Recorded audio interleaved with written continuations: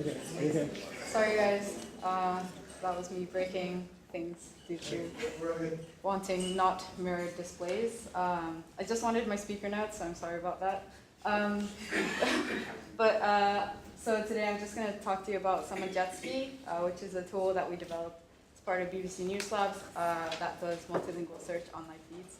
So I'm just going to be explaining to you what briefly SUMMA is about, and then I'll just carry on talking about SUMMA jetski. So here are the developers. I'm on the right-hand side. Andrew Blaney is also here today at the back. So if you want to ask questions, he's also there to help you out.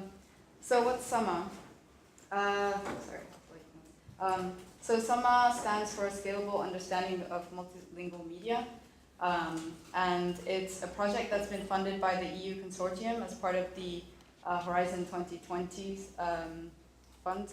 And it's different, there's different parts to the project. So the first part is developing the bleeding edge technologies that we're going to use to verify these use cases for these technologies. So BBC and Deutsche Welle, who's sitting over there, if you want to talk to them as well, is basically evaluating the technologies that's been developed in the first part of this project. So the technologies have a lot of these natural language processing things and contextualization and understanding of these languages. And that's, all of these technologies are going to be, not all of them, but most of them are going to be open source. So I'll talk about that in a bit. So this project is essentially for supporting journalists to use these technologies and make their lives easier. The link is in there. The slides will be sent around, I think, later. So these are the 9 different partners. The top 2 are the guys that developed all of the technologies, and Deutsche Welle and BBC are the ones evaluating it. So that's basically what I mentioned earlier. But these are the technologies that we have available. You can see there's quite a few things just like developed as part of this project. So there's the 2 tiers, so the media processing and the language understanding side of things, and these technologies will really help journalists identify crucial information at a depth, breadth, sorry. So it will help them cover a lot of media in a shorter amount of time than what we have now. So this is the SUMMA platform, which has everything in there, like all of the technologies. And this is the Arabic ASR, so you can see the transcription. You can see all of the topics as well on the left-hand corner. So it has the topic detection capability, and this is the translation that's been done as part of it. You can also still see the topics highlighted in the text. This is a horrible GIF that you can't even see anything, but it's the storyline clustering. So you can, I've selected US Open, and it basically opens up a list of articles that are related to the US Open. There's also a summary at the bottom. You can't see it. Very poor quality, sorry. Another one, but this one is for, so the storyline clustering can be done in German and Spanish also, so this is just a demonstration of that.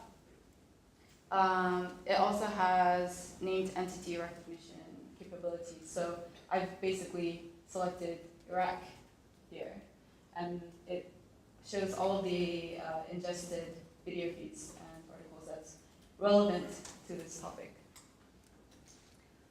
So what can we do? What can the BBC do with these technologies?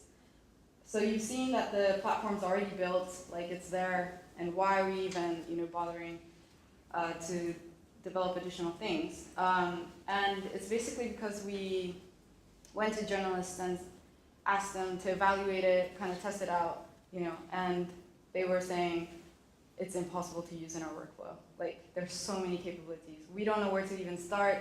And so the BBC decided to cut down on all of the capabilities and extract out the more important parts for journalists.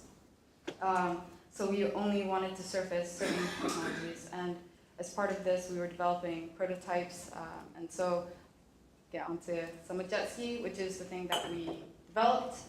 So SUMMA jetski enables journalists to search and discover content from multiple live broadcast sources by searching in vernacular transcripts, such as Arabic and Arabic sources. So we developed this for BBC Monitoring, which does a lot of the monitoring for news sources. And they spend a lot of time just looking at news sources and trying to simplify things for journalists to write. And so we developed this so that they can reach a wider, like a bigger amount of news sources in a shorter amount of time. So here's the demo. So can you see anything? I'm basically selecting the word Syria in Arabic, putting it in the search, and then it returns instantaneously what appears to be sentences with the text Syria in it. It's okay. So, mind you, this demo is a bit like I should have selected a better demo because the video, you can't see the video because you need to be behind corporate proxy to make it work, and it just didn't do that. Anyways, I have a better slide. Yeah, you can see the video there. So basically, when you select the sentence that contains the word Syria in it, it would jump to the video segment that has that word, and it starts playing where the word is spoken. Okay, so there were a few things we learned from developing this prototype. So firstly, user feedback. User feedback was so useful in this case. So we went to actually BBC Monitoring journalists and asked them to try it out. If you ever have a prototype that works in front of people, you should always try and get user feedback because you'll always find things that are interesting that you might have not thought about, or things like that. So yeah, always try and get user feedback. So a few things that we learned that we weren't really expecting was that playback should start at the point of the sentence, like starts, rather than where the word starts, so that you actually get context, of the whole sentence. Other things, so there were two things about specifically Arabic. So we don't speak Arabic, none of our developers speak Arabic, and we weren't sure of the dialects, so we weren't aware that there were dialects within Arabic, and sometimes the transcripts didn't cater for that. Also, sometimes you can spell Syria in multiple different ways, and we had no idea, so sometimes that search results weren't accurate. So another thing was that because Google search is basically the standard now, people expect to have those capabilities within the search bar that you shove in, so it should be able to do filtering with ands and ors and things like that. Also, people have said they're very likely to use in production, and everyone said that, so I was really, really pleased. So jetski is like a good example of what benefits these technologies could bring to these journalists. They also said that it would save 30 minutes to an hour every day, pretty positive. And also someone else said would save time when compiling reaction pieces. So all in all, quite positive. So bottlenecks and scalability issues. So I'll get to the architecture slide. So it goes from left to right. We start ingesting feeds, multiple feeds with the feed processing that goes to the API, and then that's the segments of the feeds get put into the S3 bucket storage, and then it's taken on into different queues to strip the audio, transcribe, and punctuate it, and then that gets put back into the API where it's indexed by Elasticsearch and everything is stored in the MySQL database.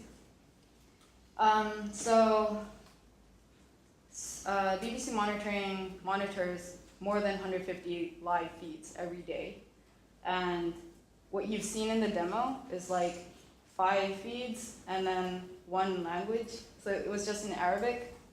And you can see that this service, if it ever came to production, it would need to scale a lot more bigger. a lot bigger. And so there are parts in this architecture diagram that needs to scale up. So the feed processing needs to scale up. All of the audio stripping, the transcribing, and the punctuation, they all need to scale up so that it can cater for 150 feed, or well, 80. 80 live feeds because the SUMMA technology only supports 9 languages, so we'd be able to cover 80 out of the 150 feeds that BBC monitoring watches over. Right, so another thing that we learned was the SUMMA platform issues. So SUMMA platform has been developed by all of these 7 different technological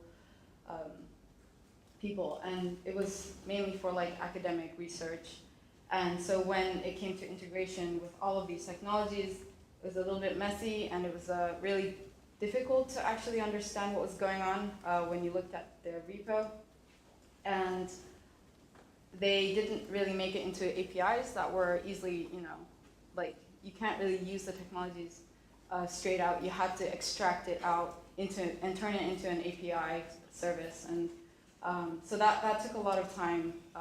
So whenever you're developing these kind of interesting technologies, one of the key things to think about is how are people going to use it.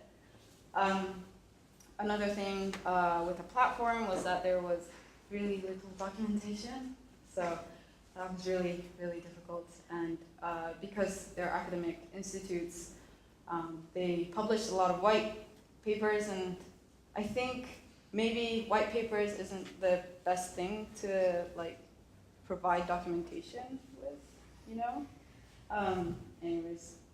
So otherwise there was the SUMMA technology limitations.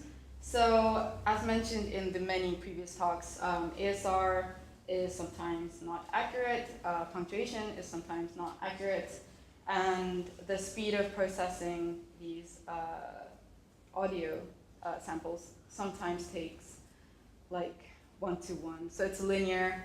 If you have 15 minutes of audio, it would take 15 minutes to transcribe it. So it doesn't really scale really well. So in order to scale up, we really needed to put in horsepower with AWS, and that costs a lot of money. And so it's really a bit, yeah. But, okay, so here's an example, a really funny one, I think. So here's an example of SUMMA, ASR, transcribing and translating Russian text. So it's saying Russia will stop raping NASA astronauts on the ISS. Yeah, really dodgy stuff. But then the actual text that's been translated with Google Translate makes a lot more sense, which is Russia stopped shipping American astronauts to the International Space Station. So it's like, wow, this mistranslation is, what? I mean, anyways. Okay, so one last thing I want to mention is the upstream issue. So upstream is basically just live feeds or TV stuff. And so upstream was managed by a different team within the BBC, and often we'd find that the live feeds stopped working and we weren't ingesting anything for a while, but it was difficult to kind of manage that because it was managed by an external team, and you didn't want to go and be like, hey guys, it's down again, and be really passive aggressive about that. So there was also another problem with, because the upstream didn't have any broadcast time on it, so there was no metadata for understanding when the actual live broadcasting went on, and we just kind of had to guess, and the ingest time was inaccurate because there would always be delays when the live thing happened and then when it was actually ingested. So whenever you guys are getting live feed, think about when it's been broadcasted, because that stuff is really, really useful for journalists. Yeah. So last thing. So we're going to have a NewsHack event in Bonn, Germany on the October 9th and 10th. So if you guys are interested in trying out these SUMMA technologies, all of the, I don't know, 15 things that you saw on one of the slides, yeah, come talk to me, Andrew, or Ali, who's at the back. So, yes.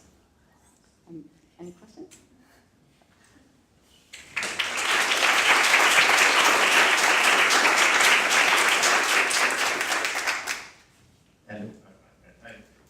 So one of the things that I don't know, if you've looked at sort of real time versus the batch kind of ASR system, because that might have helped you a lot more with.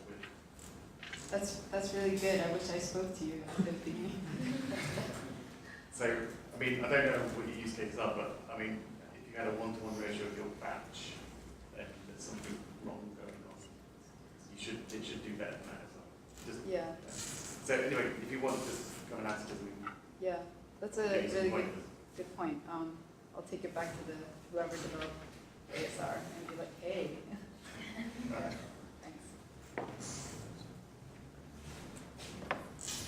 That was really interesting, the example that you gave with civil political council.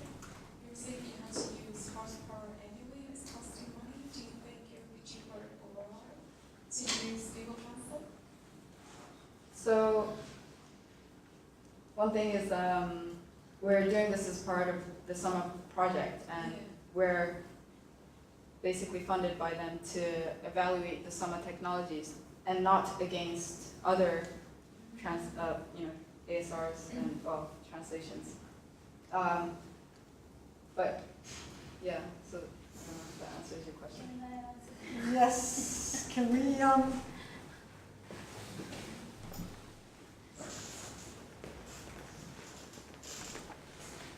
Thank you. So we from Deutsche Welle also part of the SUMMA project. And to answer your question, would it be cheaper to go through Google Translate or other Google services? We are comparing it with other services, and the problem is SUMMA, for instance, for Deutsche Welle, we process or we run all our content from 8 languages through the SUMMA tool. That would be way too expensive to use.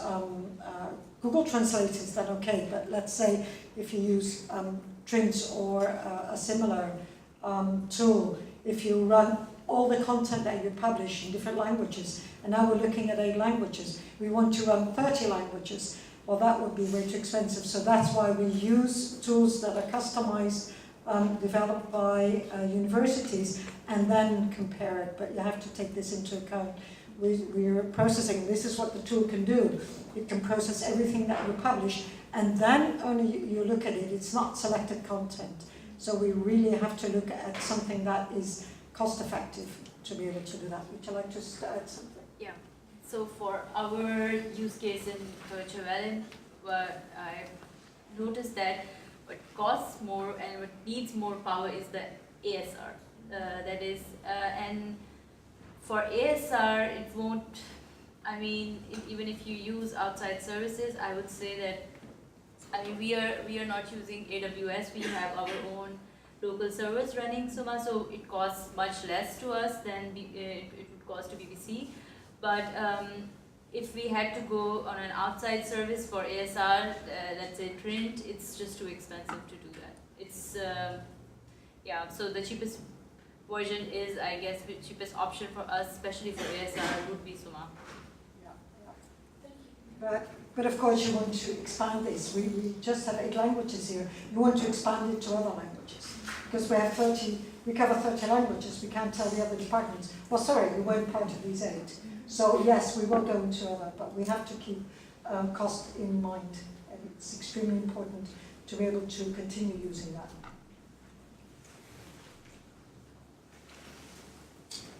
Any questions from the audience? You sound a bit negative concerning the status of the technology and how the project set it up. But how is Jetstream or jetski performing now, and do you use it? So it's currently a prototype. So We don't actively ingest live feeds on there, but we're still testing it out with journalists. And we've so far received positive feedback. So the technologies, like the feedback we received were often criticisms on the like capabilities of the ASRs and things like that. Like people would say it's a bit too inaccurate for us to actually use this in maybe production. But yeah, I think what it enables us to do would be quite amazing.